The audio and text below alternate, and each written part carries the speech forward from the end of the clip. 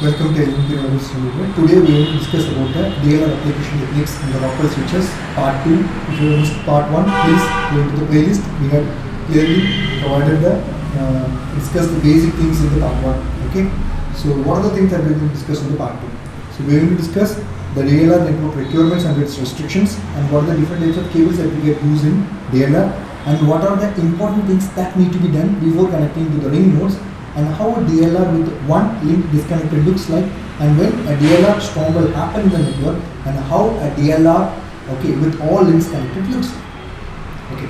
First, what are the requirements? If you're going to create a DLR network, first you need to know how many number of ring nodes are going to be there, and which code you are going to make the DLR enabling option, and what are the different multicast groups in it, and at what speed these rings has to operate.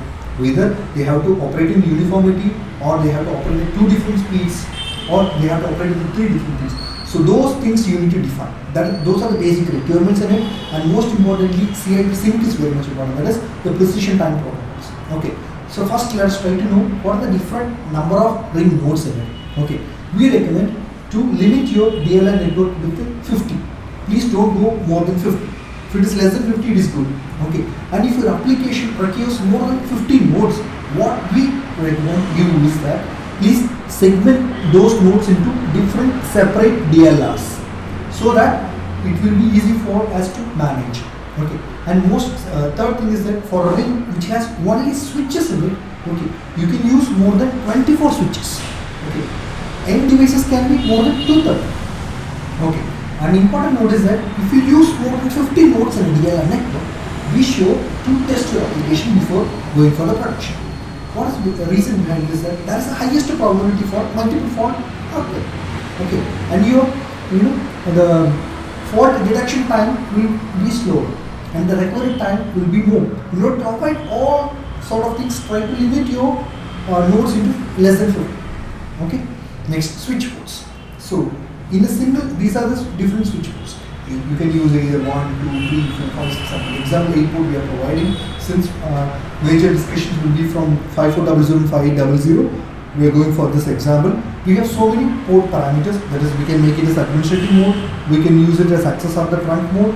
We can make it as a smart port. Example, it can be a switch for automation. So when you are in the most of the access switches, you can see the 7th and 8th port we used to make it as a switch for automation. Okay, and the duplex can be a full duplex. Okay. Next thing is that what are all the configurations that should not be done in the DLR configured ports. First thing is that Ethernet channel. Second one is that network address translation should not be done, and REP should not be enabled in the DLR enabled port. Okay, and spanning tree protocol should not be enabled, and parallel redundancy protocol, FlexLink, security, and MAC ID port security should not be done in the DLR enabled ports.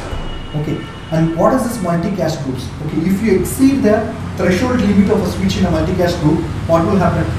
Traffic will drop. Okay, poor performance will happen. Okay, poor error recovery will happen. Intermittent performance issues will be there, and poor handling a burst in the traffic. Next is the ring speed. So as we told earlier, if you want to keep all your devices in a single ring speed, what you can do is that, what is the benefit of this?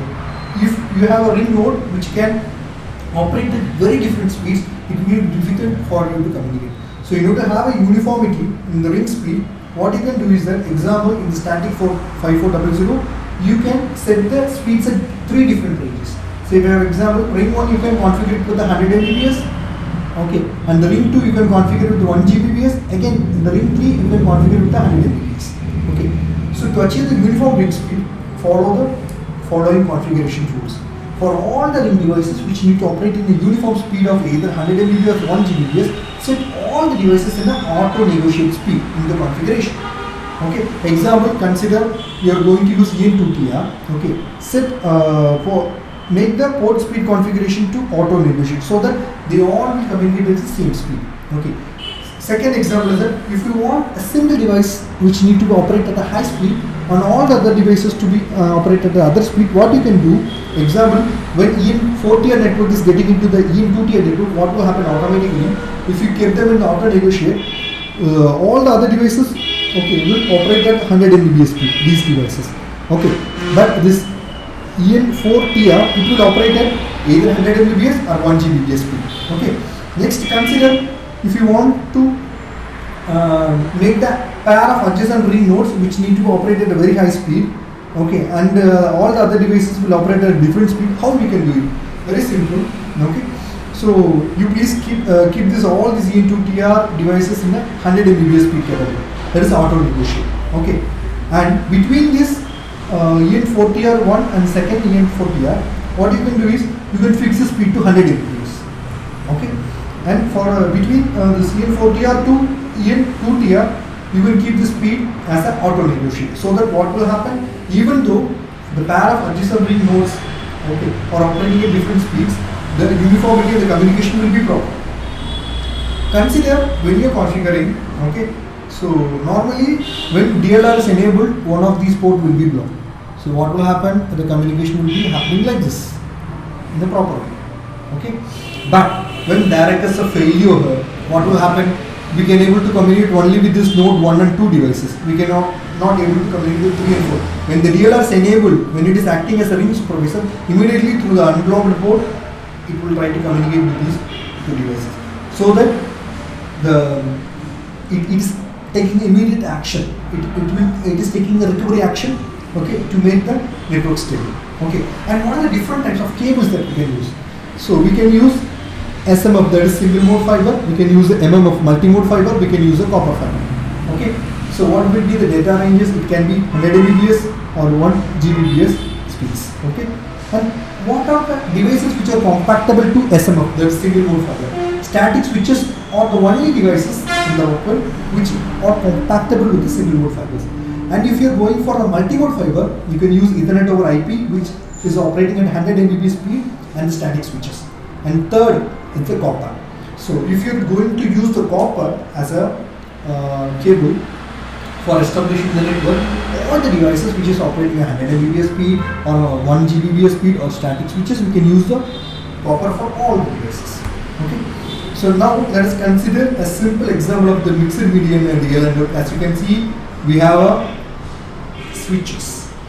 We have the fiber optic cable connections with these switches, and we also have the copper cable also. This one we used to call it as a mixed medium, since we have so many devices. We have switches, we have Ethernet taps. All these devices are in a single network. So it is an example of a mixed media and a DLR network. Before connecting, okay, any ring nodes, you need to follow the following things. First is configure the ring supervisor. That is the first most important thing.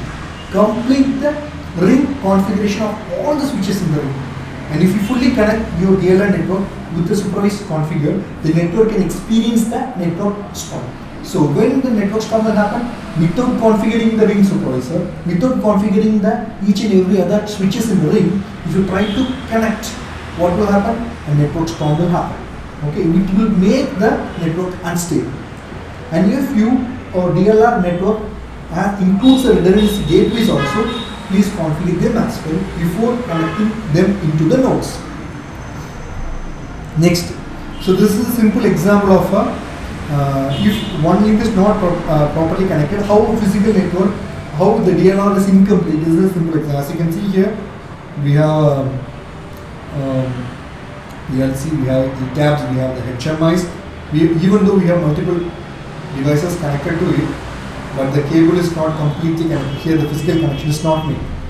So as we told earlier, if you complete the physical connection of a network properly, okay, first you configure, then you complete the physical connection. Then only the DLR network will work properly. If this is not complete, then there is a possibility for the network storm to happen. Okay, so complete your DLR network in the switches. Okay, so before connecting the physical connection, please configure your switches for the DLR configurations. Okay, if you are going to use the redundancy configuration also, please, in the outside networks, please configure before applying the ports. Okay, so this is a wonderful example of a DLR network with all the links connected. As you can see here, all these devices are configured properly. ETAP, PLC, HMIs, VFDs all configured, and as you can see here, the physical connections are also being made properly. This is one of the best example of the simple DLR with all the devices connected. Thank you so much. Please subscribe to our channel and please press the bell icon. If you want to know more and learn more, you can contact us. We have covered the content TV. As I introduced earlier, we are providing the trainings for the working professionals who are interested to explore the building management system, building automation system, fire alarm system design basics. Okay, and also we are providing the access control system basics also. If you want to work in the GCC countries, we are providing wonderful opportunities in the basic trainings, online trainings, only on the Fridays. Okay, on the demandable basis for the working professionals. Okay, so for any inquiries, you can contact through the mail ID, and this is your our WhatsApp. Thank you so much.